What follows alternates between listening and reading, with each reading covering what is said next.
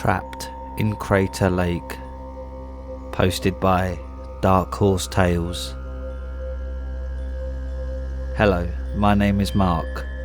I'm 25 and I live in Oregon. And I love to go visit my grandpa who lives not too far from the famous park Crater Lake. It's only like 45-minute hike to Crater Lake, so I go ahead and call my grandpa up and I tell him that I'm going to come up for a few days and take some pictures of the lake and whatnot. I says to him, I will be in later in the afternoon. Now, as I'm packing my backpack, I'm sure to pack my locator transponder, a multi-tool kit, some food rations, some protein bars, some incense shakes, a night lantern and a flashlight. I pull up to my grandpa's house in my Jeep Grand Cherokee, lifted with some big mudding tyres, painted camo colours, dual exhaust. My grandpa's sitting on the porch, smoking his pipe with his drink. Did you bring my favourite bottle? He shouts over the noise of the truck and my radio. Yes, Grandpa, I brought you your bottle of Jameson. Ah, thank you. There, Sonny, now pour me and you a glass. I got something I got to tell you before you head out over there to your weekend out at Crater Lake. Me and my grandpa were close and shared traditions. I was happy to visit him regularly and then go hiking. It not only saved me on lodging, but it helped me to understand more about my grandpa and the life he lived. I was always able to learn something and had the opportunity to confide in him while spending time with him.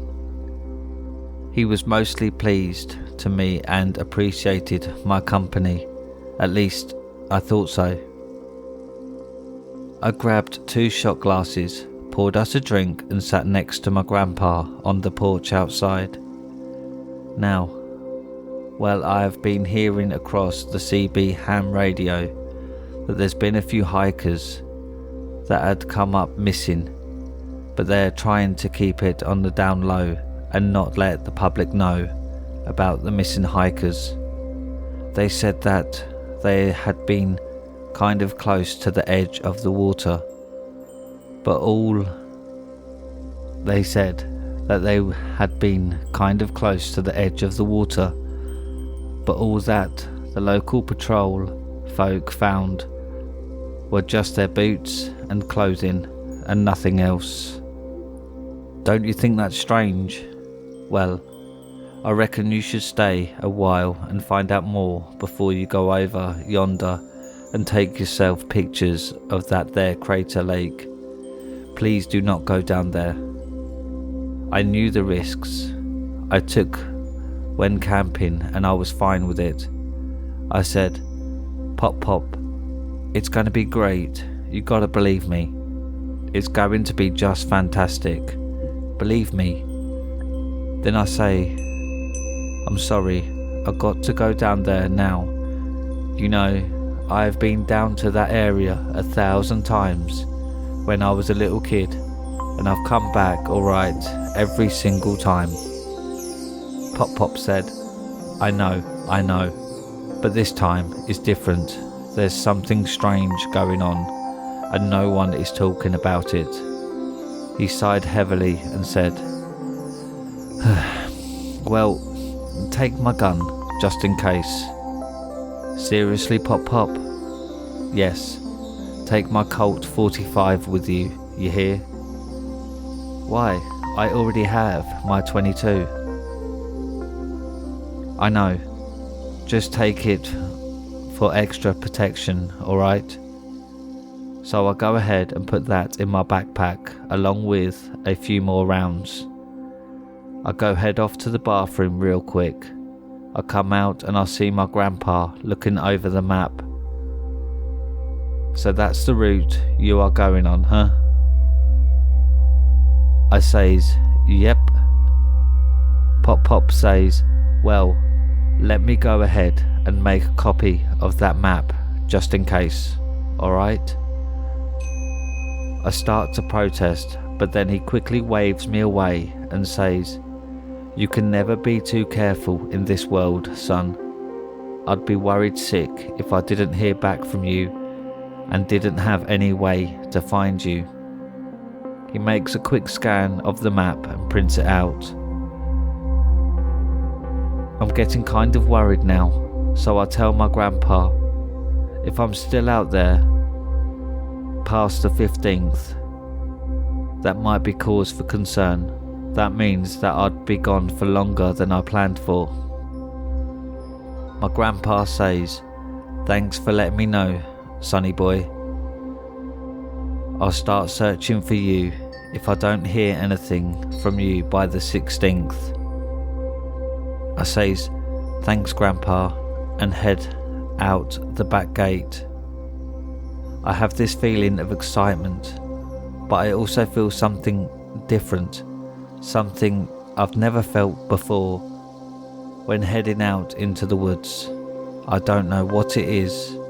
It's like a strange feeling in my stomach. So I do what I always do when I feel anxious or queasy. I eat something. I pull out a Granny Smith apple out of my bag and start to bite down on it. It's now 6:30 p.m. It's a little dark and I've just begun. I go ahead and pull out my lantern and start walking through the forest with the bugs a chirping and a yeeting. Now, just because I go camping doesn't mean I'm fine with snakes and other creepy crawlies. I don't like them. I don't like them one bit. As I walk through the forest, I'm thinking, I hope not to run into any snakes or big spiders on the way. Boy, I tell you, I've seen some things in the woods. You will always see different bugs you don't normally see in the city.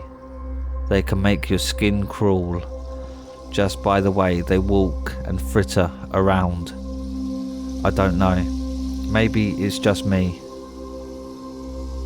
As I'm walking along, I come to a path that most people round here know about. It was a big marble stone with golden letters pointing directions. I think I know. Go to the left if you want to go to Crater Lake, and go to the right if you want to go to see more general fauna and flora like berries and other edible fruits. A few hours have passed and I was a little hungry, so I went to the right side. Now, mind you, I'm still thinking about what Grandpa told me on the hikers going missing. It's not arresting all of my attention, but it's lingering there in the back of my mind. I mark down where I've been on my map, only 5 miles towards the blueberries and raspberries. I think about how good the berries will be this time of year, and it's been a while since I've had these fresh berries. As I'm about to approach what I think is natural foliage, little did I realise that I've stumbled on a mini cannabis grow. Now, I'm not one to stumble on herbal blessings and not take advantage of the opportunity. I swiftly clipped a little sweet smelling bud and go on my merry way.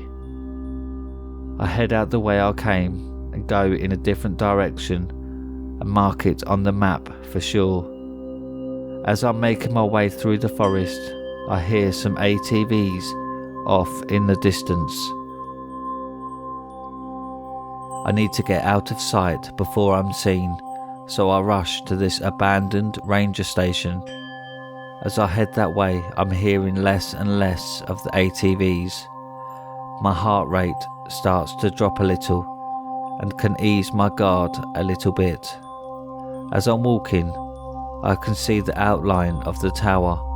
As I get there, I have to kick in the door just to get in. I look around and there's some cobwebs on the old radio. I flick a switch and it turns on. I get on the headset and I remember my grandpa's radio frequency, 45, 6, 45. I press the button and say, "Hey, Grandpa, it's me, Mark, over."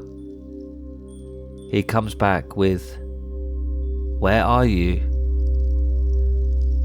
I say, "I'm at the old abandoned ranger station. I think I'm going to stay here for the night," he says.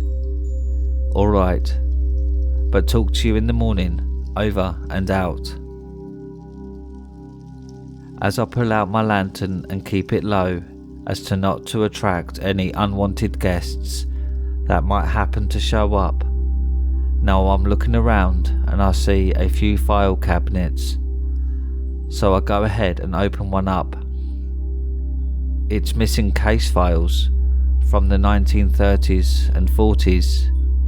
There's hundreds of them. As I'm going through them all, I think that there's got to be something going on here. I'm going to figure it out. But for some reason, I feel unusually tired and glance around. I notice that there's a cot, so I pull it out and drift off to sleep. I wake up bright and early, make my Insta coffee and radio my grandpa. He says, "Hello there, Sonny. How's the weather up there in the tower today?" "Oh, not too bad. A little cold," I say. "Well, you heading down the watchtower today?" "Yes, I'm going to continue my hike. It's just the second day of 5. "I know. Stay safe out there." "I will try." I'm feeling adventurous. I had a great rest, so I stray from the trail for a little while and head towards the cliffs. I'm feeling adventurous. I had a great rest, so I stray from the trail for a little while and head towards the cliffs. My grandpa says to never take shortcuts in life, but I should be fine if I cut through this clearing while hiking, right? I mean, it should save me some time, a lot of time, at least half the day if I do this. So I checked my canteen and it's full. I checked the other one and it's full as well. So I says, "Well, let's get to it." Now, as I'm walking up and around the cliffs, I'm thinking, what a beautiful scene. I mean, this is just tremendous. It's just really beautiful. So I snap a few photos of the vast openness of it all. I'm taken aback by the simple beauty. It's really, and I mean really, terrific. I'm glad I took the time out to head out here. Anyway, I linger for over 30 minutes and then head down the cliff to go back onto normal ground. As I'm walking down, I see a pair of sweatpants and track shoes. I also see some socks sitting there as if to dry. My first reaction is to glance around. I thought I was out here alone for the most part, as I didn't hear anything but those ATVs the other day. I think to myself, why would there be random clothes here? Are some of these hikers going on naked adventures? Wait, don't tell me. They're doing the old honk honk whoop whoop. You know, the hanky panky. Hikers have been known to come out here and engage in relations of the sensual nature, but I've never stumbled on it before. I look around and say, "Hello? Anyone there? Hello?" I go ahead and check the pockets of the clothes lying there, only to find a wallet, a keychain, and a few car keys. Polly Walsh. That's just a town over from where I am. How peculiar. But suddenly I feel nauseous, like I'm about to barf. I manage to hold it in. I slowly back away and accidentally trip and fall. I yelp because I hit the ground hard, carrying all my hiking gear. That's smarts. Ow. What the heck? What did I just trip over?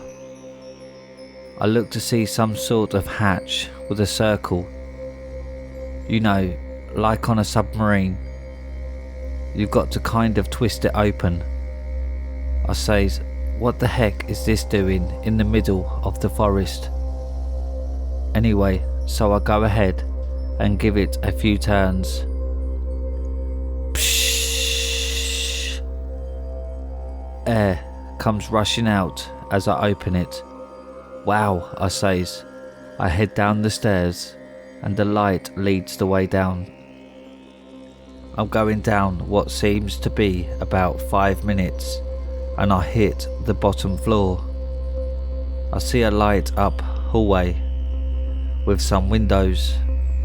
As I'm looking in the window, a hybrid looking man lizard creature grabs my shoulder and says, "Don't worry, you're not for dinner. You're going to be on display." I glance around and notice what seems to be a host of missing hikers. I'm startled at first, but then I seem to be in a state of tranquility and peace. For some reason I feel more drowsy and I fall asleep. It seems like a day later when I come to and I find myself in this enclosure. Sure enough, just like the hybrid looking lizard said, I want to move around and try to escape. I want to get out of here.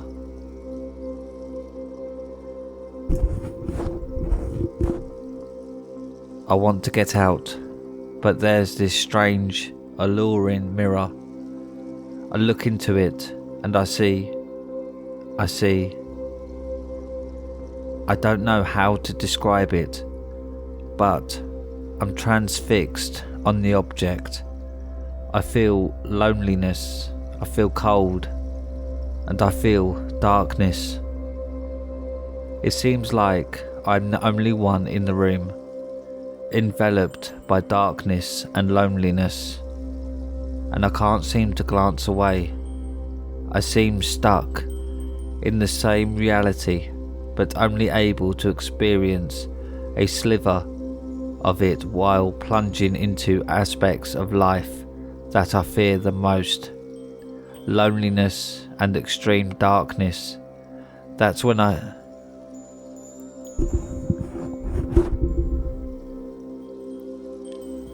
hear the half man, half lizard. "Ah, looks like you found my vortex mirror. That device took me a while to build. All these people that you saw are themselves trapped in the vortex. See?" he says as he brushes his chin with his reptilian fingers. "This vortex mirror shows your fears. You can either be trapped by them or you can face it. I've yet to see someone who's defeated the vortex mirror, but you seem more strong-minded than these lesser beings. Do you have what it takes to face your fears? The rules here are simple. You can leave whenever you want, but you can't take your fears with you."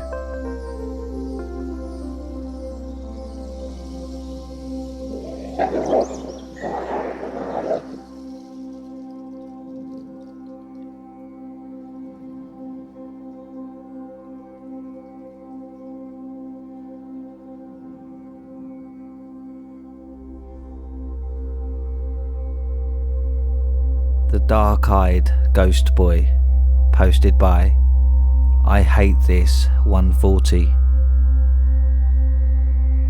When I was growing up, there was enough family drama to want to scream.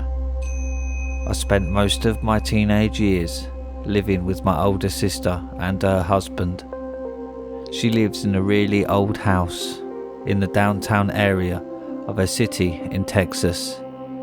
Now, this old house looked like it's about to collapse, even to this day, and I'm in my late 20s. It all started when I first began staying with her. Her son, when he would visit, stayed in the guest room, so I just had a habit of sleeping on the couch because the room was typically taken. We had a long night of movies, snacks and staying up as siblings do, and she eventually went to bed. I remember slowly drifting off, and just as I was about to give into the comforting lull of sleep, there was an intense feeling that someone was watching me. Now, downtown isn't known for being safe. I was hoping that I wouldn't look toward her window and see a face looking in to rob the place. Instead, I was greeted with a short, pale boy with no eyes. He wore old clothes. They looked to be 20th century, the overalls and everything, like a Little House on the Prairie vibe. He had dark hair and literally black holes where his eyes should have been. I'll never forget the wave of sadness that hit me. I began to cry. I can't even say that I felt fear. It was like I was thrown into a deep instant depression. Finally, I was able to muster to call for my sister. He continued to stare until she turned on the light. She refused to believe me that night. I was so insistent. Later, other things began to happen, and she started to see what I was meaning. Little things, such as cabinets opening and closing in the middle of the day, doors opening and closing, running through the halls, the back gate being left open, but thankfully her dog stayed home. One night we heard knocking on the door to the backyard. We always used that door because the front door and side door weren't over by the garage, so it was just easier. Expecting her husband, who worked the night shift, to be coming for his lunch, she opened the door and screamed. He was there, standing in the doorway and just staring as he did before. She also began to cry. That's when it got worse. The doors and cabinets opened and closed all day and night. You'd feel someone sit on the bed or the couch with you. Eventually, I took over the guest room until her son came to visit. I couldn't even face outward toward the mirror. Everything in me told me not to. So I'd face the wall until I'd almost fall asleep and feel someone sit on the bed with my sister dead asleep. She also started seeing him standing in her driveway, staring out into the traffic all day, all night, until someone would drive up. The last 2 times we came into contact with him were the worst. One happened when we got back pretty late from Walmart. We had a spur of the moment midnight Walmart trip. We brought some groceries and food. for all of the pets and came home. She stepped out into the garage, and all we heard were deafening screams. I looked over to see my sister also screaming as a handprint formed on her wrist, and she dropped the groceries. We left them until morning. The last and final time was unfortunately all for me. She worked at a World War II museum that was just a couple of blocks away. I volunteered there. That was also haunted beyond belief. If you ever want a long story on that as well. Anyway, she came to pick me up since I wanted to sleep in on my weekend and come after lunch to help clean the place. She agreed and just asked me to be quiet because her husband just came home and not to wake him. I knew the drill. Drink some coffee, hang out and text some friends.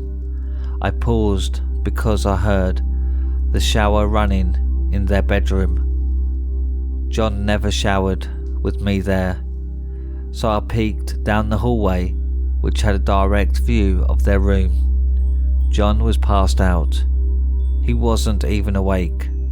I stood there for a moment, confused. Then I heard the running, screams, directly in front of me. I hear, "Daddy, no, please."